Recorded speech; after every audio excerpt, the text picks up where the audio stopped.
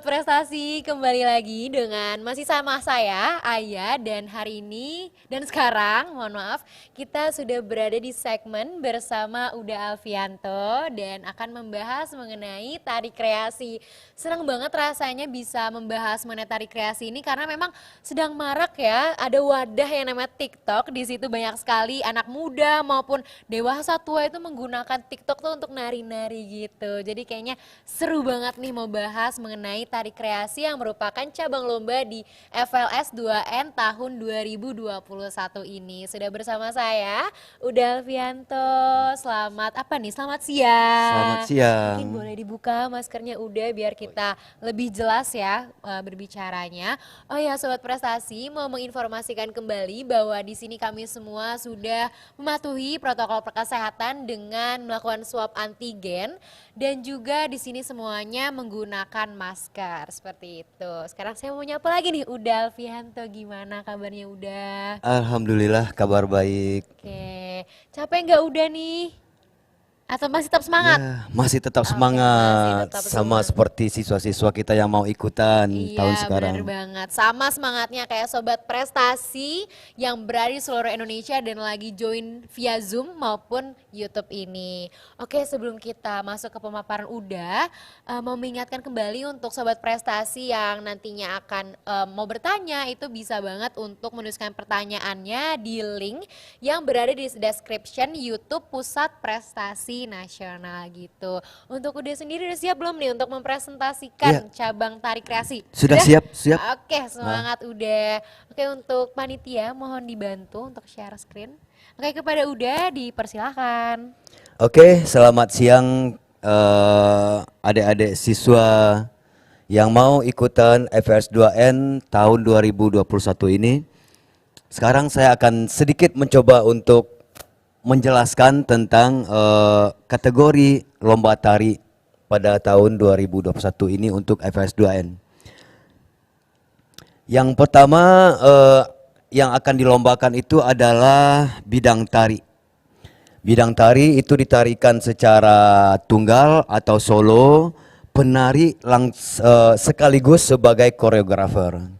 Kalau tari adalah bahasa tubuh atau bahasa simbol, tari bukanlah bahasa verbal. Jadi tari itu adalah tubuh yang bergerak yang menghasilkan simbol dan simbol tersebutlah yang akan kita komunikasikan kepada para orang yang lagi menonton atau menyaksikan sajian dari tarian kita gitu. Nah, terus bagaimana caranya biar tubuh teman-teman sebagai penari itu bisa menjadi sebuah simbol atau menghadirkan simbol di atas panggung. Nah, makanya teman-teman harus berlatih, harus berproses karena tidak ada segala sesuatunya itu akan maksimal tanpa berlatih dan tanpa berproses. Nah, yang pertama, teman-teman siswa harus berlatih untuk mempermatang teknik gerak karena itu adalah modal dasar seorang penari gitu loh. Bagaimana kita bisa bergerak dengan baik dan bagus kalau teknik bergeraknya tidak terkuasai. Nah, teknik gerak itu bukannya berarti bisa untuk loncat, salto, jungkir balik dan segala macamnya, enggak. Tapi teknik gerak itu adalah bagaimana teman-teman siswa bisa melakukan gerak dengan maksimal, dengan baik, dengan nyaman, tidak merasa kesusahan. Nah, itulah teknik gerak itu gitu. Kemudian setelah teknik gerak dikuasai, barulah muncul power atau kekuatan dari dalam tubuh teman-teman siswa sendiri. Setelah teknik gerak dikuasai. Nah, kemudian setelah teknik gerak, power dikuasai, kemudian barulah muncul rasa gerak. Nah, dari rasa gerak itulah akan terjadi komunikasi antara yang menari dengan orang yang menyaksikan. Seperti itu. Jadi proses sangat perlu banget, sangat penting karena dari proses itulah hasilnya akan diketahui. Kita lanjut aja biar nggak terlalu lama. Terus kemudian karya tari. Karena FS2N ini tuntutannya adalah semua peserta harus mencipta dan menari sekaligus. Karena karya tari adalah termasuk ke dalam seni pertunjukan, maka untuk sebuah seni pertunjukan yang akan dipertontonkan kepada orang lain itu harus mempunyai sebuah sensasi. Ya, sensasi adalah sebuah daya tarik gitu. Kalau sebuah produk ataupun sebuah sajian kita tidak mempunyai sensasi, ya sudah pasti orang yang akan menonton tersebut tidak ada sebuah sebuah harapan yang ditunggu-tunggu dari sajian itu gitu, akan mengalir begitu saja seperti Bengawan Solo gitu. Nah, kemudian dari sensasi tersebutlah muncul sebuah dinamika. Ya, dinamika bagaimana letupan-letupan atau naik turunnya susunan-susunan gerak ataupun susunan karya secara keseluruhannya. Nah, dinamika ini sangat penting banget karena kalau karya tarinya dinamikanya tidak terbangun atau terbentuk, maka sajian kita itu akan membosankan bagi orang yang menyaksikan. Nah, kemudian bagaimana bisa terbentuk dinamika tersebut atau sensasi-sensasi tersebut? Nah, itu teman-teman sangat perlu banget peka atau peduli terhadap pengolahan tenaga. Jadi dalam menari itu atau di dalam bergerak tersebut, tenaga bukannya hanya dari gerak pertama sampai gerak terakhir, proses ataupun kekuatan ataupun tenaganya itu sama semua pada setiap gerakan. Itu tidak, itu sangat salah. Karena setiap gerakan itu pasti punya porsi curahan tenaganya masing-masing. Misalnya teman-teman lagi menggerakkan atau menarikan rasa sedih gitu. Penggunaan tenaga di dalam bergeraknya sangat jauh berbeda dengan melakukan gerak yang mengungkapkan rasa marah gitu. Ya, rasa sedih cenderung dilakukan dengan gerak-gerak dengan menggunakan tenaga yang lemah atau tenaga sedang. Nah, kemudian untuk gerak-gerak yang ingin mengungkapkan gerakan yang emosi marah, nah itu cenderung menggunakan tenaga-tenaga yang kuat. Nah, jadi pengolahan tenaga itu sangat penting banget karena disitulah akan terbentuk lonjakan-lonjakan ataupun dinamika ataupun kejutan-kejutan ataupun sensasi-sensasi. Misalnya teman-teman awalnya melakukan gerakan itu dengan gerakan yang tenaganya lemah. 2 kali 8 hitungan. Kemudian pada hitungan 1 kali 8 berikutnya tiba-tiba langsung menggunakan tenaga yang kuat. Anggap aja tenaganya kekuatannya 100%. Kalau yang lemahnya adalah 10% gitu. Nah, perubahan dari yang 10% ke 100% itu akan memunculkan sebuah kejutan, sebuah hentakan yang akan bisa menggoda mata dan rasa si penonton itu sendiri. Ya mungkin menggoda pasangan kalian juga bisa lah gitu. Wih, si abang menarinya hebat banget gitu, seperti itu. Nah, kemudian persoalan ruang. Nah, ini yang sering terjadi pada tahun-tahun kemarin.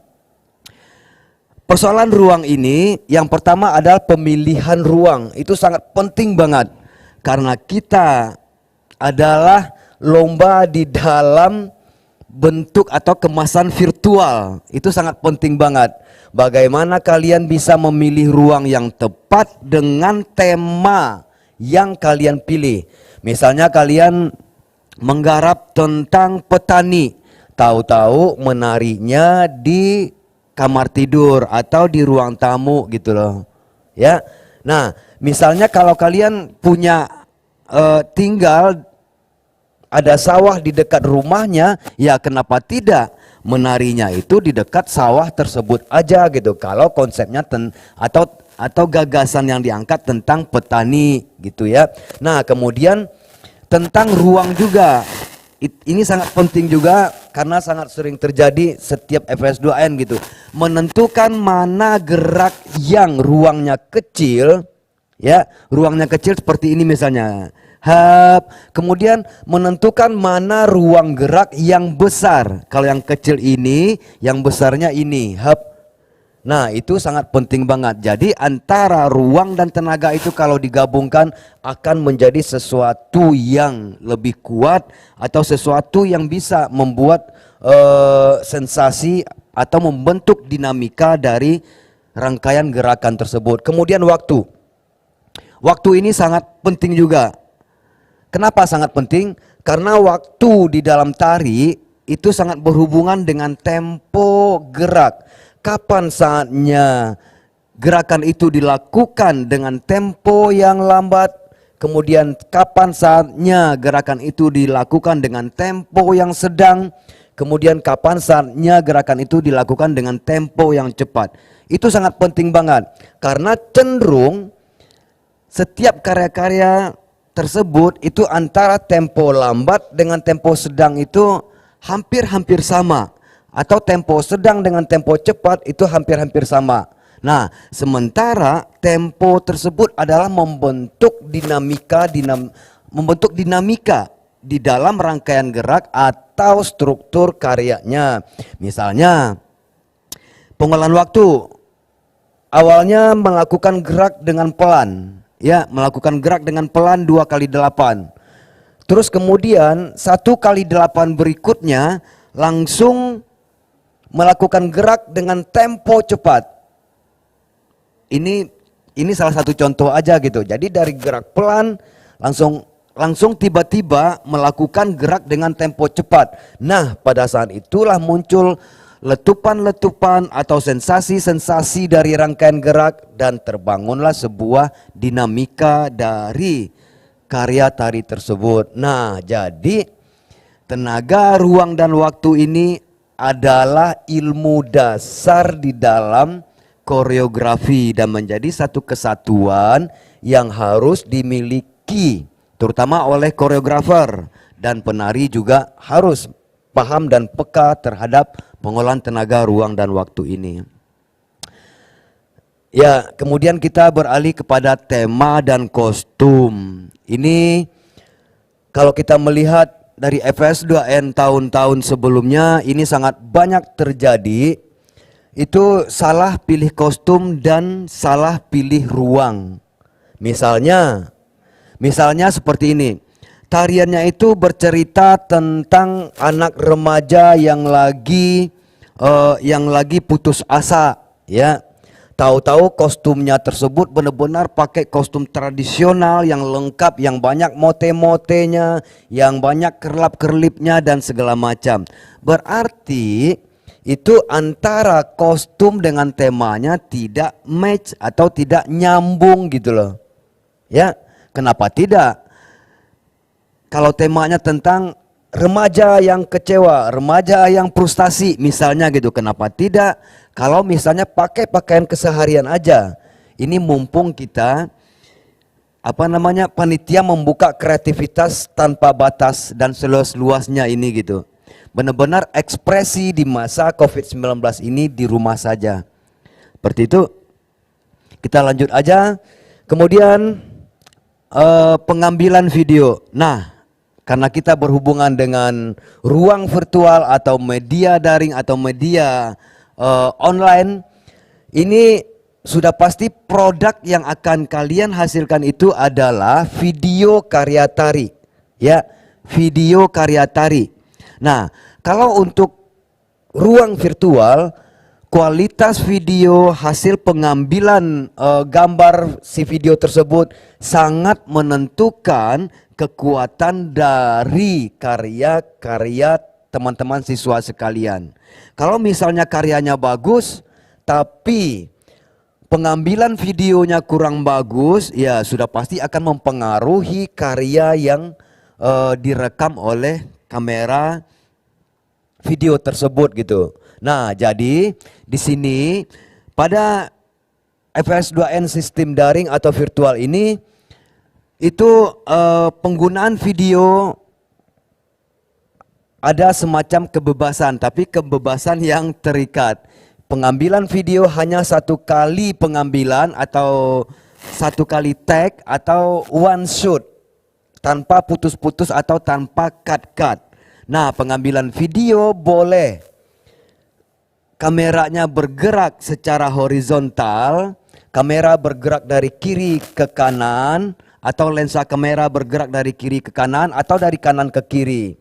Nah, kemudian kamera boleh bergerak secara vertikal atau lensa kamera boleh bergerak secara vertikal menyapu objek, misalnya dari bawah ke atas atau dari atas ke bawah. Nah, kemudian ada zoom in dan zoom out. Zoom in adalah mendekatkan objek atau kalian sebagai penari, kemudian zoom out adalah mengecilkan atau menjauhkan objek. Tuh. Nah, kemudian ada kamera yang bergerak juga. Nah, jadi kamera tersebut boleh berpindah-pindah atau boleh dibawa untuk berjalan gitu. Asalkan tetap satu kali shoot atau satu kali take. Ya. Nah, kita lanjut aja dulu. Nah, ini salah satu contoh cara pengambilan video. Ya, kita saksikan dulu.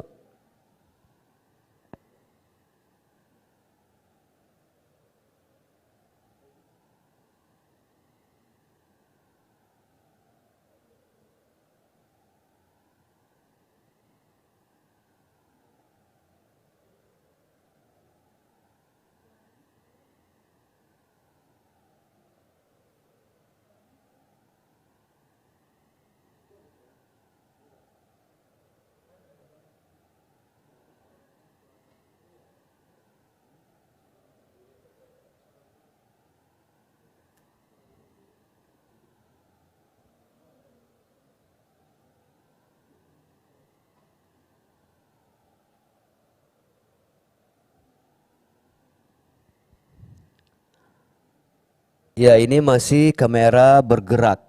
Ya, posisi kamera yang bergerak atau yang berpindah-pindah.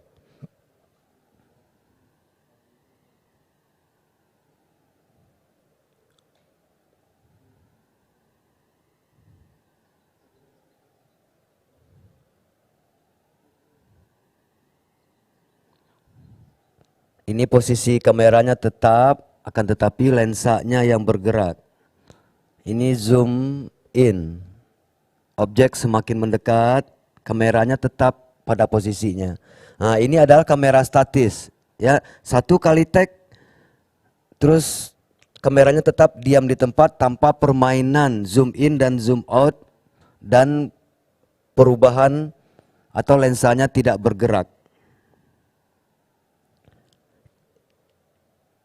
Ya, seperti itu. Teman-teman sekalian, mungkin kita bisa berdiskusi aja lewat pertanyaan-pertanyaan nanti. Terima kasih. Oke. Teteh. Terima kasih udah Alfi, keren banget langsung dikasih contoh video kameranya gitu ya. Tadi juga ada udah Alfi kan ya? Oh iya. Iya. Oh iya, diingatkan kembali untuk sobat prestasi yang ingin bertanya, langsung saja tulis pertanyaannya di link di description YouTube Pusat Prestasi Nasional. Kita tunggu ya untuk teman-teman yang mau bertanya nih ke udah Alfi. Nah, mungkin sebelum kita menunggu pertanyaan dari Sobat Prestasi, aku ada pertanyaan sih untuk udah Oh iya. Alfi. Ini kan dibilang katanya bahwa si pendaftar ini harus sebagai penari dan koreografer. Berarti sebenarnya nggak boleh menyewa koreografer gitu, nggak boleh ya udah ya? Iya, tidak boleh karena ini benar-benar kreasi dan kreativitas dari siswa sendiri. Oke, berarti harus, kenapa? Iya, bagaimana itu udah bisa taunya? Ya, kan seperti moto dari Puspresnas sendiri bahwa jujur Jujur itu itu adalah juara. juara gitu. Iya. Jadi mungkin kita tidak bisa mendeteksi terlalu jauh, tapi ya itu kembali ke yang tadi, jujur itu adalah juara. Semuanya kita serahkan kepada siswa semua gitu. Kayak gitu. Jujur atau tidak jujur. Harus diingat dan ditekankan bahwa jujur itu juara ya sobat prestasi. Jadi untuk ketentuannya diingat kembali bahwa koreografernya adalah harus dari penarinya sendiri. Kemudian aku ada pertanyaan lagi nih yang kedua. Ya, Tadi kan udah sempat menjelaskan mengenai power dan juga rasa ya. Kadang aku juga dulu suka nari nih udah, cuman kadang aku suka overpower. Jadinya rasanya tuh penonton tuh nggak dapet. Nah itu tuh gimana sih cara kita kontrol power kita gitu?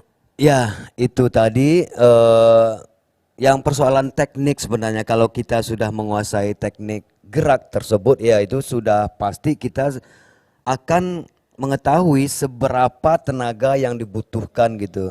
Nah, cenderung kenapa orang sering panik dan susah untuk menahan emosinya di dalam bergerak karena dia tidak mengatur berapa porsi tenaga pada sebuah gerakan itu harus dipakai gitu. Nah, mungkin ada saatnya tenaganya kuat pada bagian tertentu, mungkin ada saatnya tenaganya lemah pada bagian tertentu. Nah, terus kemudian cenderung juga para penari ini terutamanya setiap gerak cepat itu cenderung terkesannya buru-buru gitu loh gitu. Kenapa buru-buru? Karena penggunaan tenaganya tidak benar gitu loh. Kalau penggunaan tenaganya benar pasti kesannya tidak akan buru-buru. Kadang soalnya kalau nari itu udah ya kalau misalnya udah capek itu rasanya harus di power gitu biar nggak kelihatan capek. Tapi kadang itu salah ya udah ya. Iya, salah, salah. Aku sering Salah. kayak gitu dulu waktu nari. Oke, kayaknya nih udah muncul beberapa pertanyaan nih yang akan dijawab oleh Uda. Yang pertama ada pertanyaan dari Faisal. Uda, apakah boleh meminta bantuan orang lain untuk kebutuhan efek? Misalnya seperti ada daun yang berterbangan di bagian tertentu atau dilempar dari samping. Apakah boleh juga ada yang membantu di lighting gitu? Iya, terima kasih Faisal. Itu sangat boleh banget karena di dalam sebuah produksi sebuah karya seni itu sudah pasti tidak akan bisa bekerja sendiri gitu. Kita pasti akan butuh orang lain, kerja kolektif. Jadi boleh-boleh saja Faisal membuat tim artistik dulu. Ada apa namanya? Ada penata lightingnya atau ada penata apa ya? Penata artistiknya itu boleh-boleh. Tidak ada larangan, tapi di dalam kamera itu hanya ada satu orang penari. Seperti itu aja. Dan harus dia yang Iya. koreografernya itu harus Nah, dikasih tahu lagi nih ke sobat prestasi. Kemudian ada pertanyaan lagi nih dari Jemima. Izin bertanya, untuk lagunya mengaransemen sendiri atau tidak ya? Udah ya. kalau untuk lagu ya, kalau itu karya tarinya itu adalah karya baru ya sudah pasti harus menyesuaikan dengan karyanya tersebut gitu. Walaupun karya tersebut mau diaransemen ulang dari musik yang sudah ada boleh, ataupun dibikin ulang juga boleh. Tapi seperti di Juklak Juknis sudah dijelaskan bahwa tanggung jawab tentang hak kekayaan intelektual itu adalah tanggung jawab para peserta gitu, tidak tanggung jawab panitia pelaksana. Oke, baik udah. Terima kasih jawabannya. Untuk selanjutnya sepertinya tadi ada pertanyaan lagi ya. Oke, ini interesting question ya. Ini dari Mauren. Menurut Uda, bagaimana sih attitude seorang penari? Nah, itu gimana tuh Uda? Ya, seorang penari itu adalah juga termasuk seorang kreator sebenarnya ya. Karena penari tersebut juga ikut berkarya di dalam sebuah karya tari sebenarnya gitu. Walaupun dia tidak sebagai seorang koreografer, tapi dia harus bisa menerjemahkan apa yang diinginkan oleh seorang koreografer. Jadi pada intinya seorang penari adalah orang yang disiplin, orang yang patuh terhadap aturan. Terus dan kemudian pun seorang penari adalah orang yang cerdas. Cerdas secara fisik dan juga cerdas secara pikiran gitu. Kenapa harus cerdas secara fisik? Ya karena tubuhnya itu harus terlatih gitu. Harus benar-benar peka terhadap lingkungan, bagaimana dia bisa melakukan gerak pada satu tempat tertentu kalau tubuhnya tidak peka. Terus kemudian seorang penari pun harus mempunyai rasa yang tajam atau kepekaan rasa. Nah, dari kepekaan rasa itulah akan muncul empati gitu loh. Nah, empati itu bagaimana kita bisa merasakan apa yang dirasakan orang lain. Nah, dari situ sudah kelihatan kalau seorang kreator itu ya sudah pasti jujur, punya kemauan untuk menghasilkan dan selalu mencari. Oke, bagus banget jawabannya. Udah tuh harus diingat-ingat seorang penari tuh patuh terhadap aturan, disiplin, punya kemauan dan juga cerdas gitu. Ada pertanyaan lagi yang masuk nih, udah banyak nih ternyata yang pengen nanya-nanya ke Uda. Yang ini dari Haning. Udah, untuk musik iringan tarinya apakah harus musik dengan karya baru atau bagaimana ya? Terima kasih. Ya, sudah pasti harus musik karya baru. Kenapa harus musik karya baru? Karena karya tarinya juga baru dengan tema yang baru juga gitu.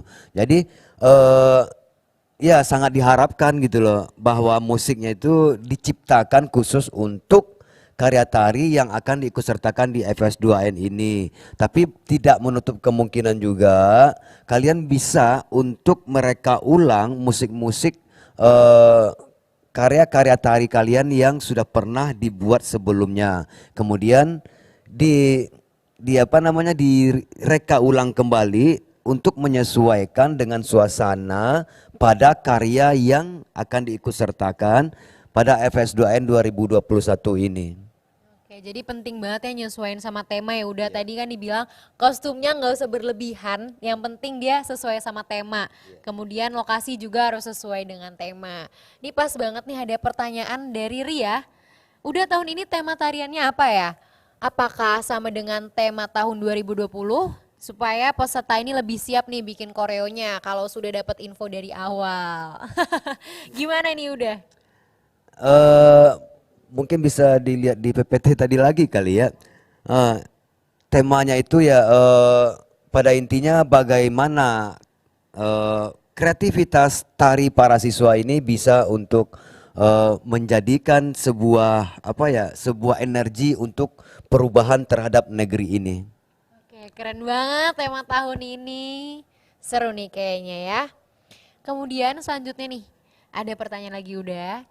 Masih semangat untuk menjawabkan udah. Semangat. Oke, semangat. Ini kayaknya pertanyaan banyak banget buat seni tari. Emang lagi booming tari ini loh udah.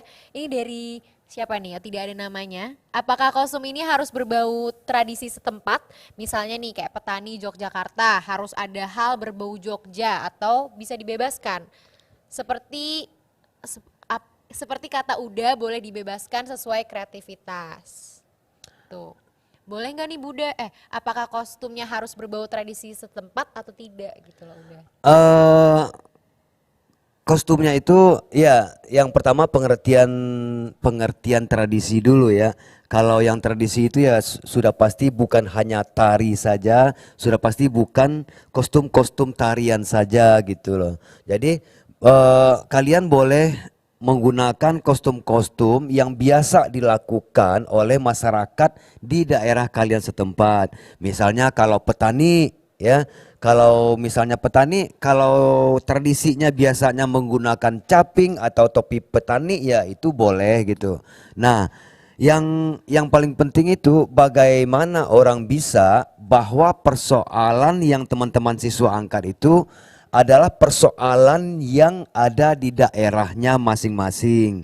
Kalau misalnya dari Jogja ya kira-kira seperti apa sih kostum petani Jogja tersebut. Nah, itu juga masuk ke dalam tradisi tadi sebenarnya karena itu berhubungan dengan budaya petani Jogja sendiri seperti itu. Oke, seperti itu. Mungkin itu pertanyaan terakhir Iya, untuk Uda Alfianto. Hari ini seru banget karena seru dari banget. Sobat Prestasi ternyata antusias sekali untuk menyimak dan juga bertanya ke Uda. Nih kayaknya bakal banyak nih Uda pesertanya Tari Kreasi ini. Saya ucapkan terima kasih kepada Uda yang telah meluangkan Sama-sama. waktunya. Tapi sebelum kita tutup di segmen ini mungkin ada closing statement dari Uda atau semangatin ini Iya, Sobat Prestasi. sobat-sobat prestasi semua, bahwa di dalam dunia tari ini sangat membutuhkan para kreator-kreator yang energik, yang mempunyai kemauan karena karena bangsa ini sangat mengharapkan bahwa dunia tari bisa menjadi agent of change atau sebagai agen perubahan bangsa ini. Terima kasih.